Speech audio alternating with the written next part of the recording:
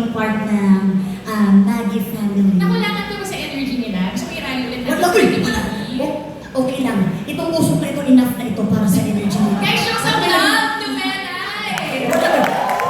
Salamat. Kachat ko lang. Parang may luluto na, no? Usok na dito sa ulo niya.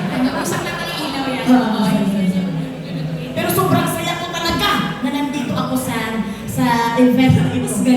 Ganun talaga kami sa Bisaya talaga Ma'am si Juday. Sobra akong happy talaga kasi nung last event nga kasi kuan na akong backup dancer lang ako sa likod lang ako. Pagtingin mo sa event ng Miss Leva. Kasi hindi ko in-expect na dreams do come true.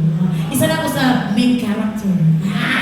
Kasi alam niyo, kwento lang namin sa Nakakatawa yung inyo. kwento namin ni Menay. Nakakatawa yung journey ni Melay. Kasi kami ni Rain noon, we were in a sales conference at that time na may mga kasama din kaming artista. Yan, si Juday, Baby Barbie. Tapos nakita namin on the side, nandun sa isang room, si Melay.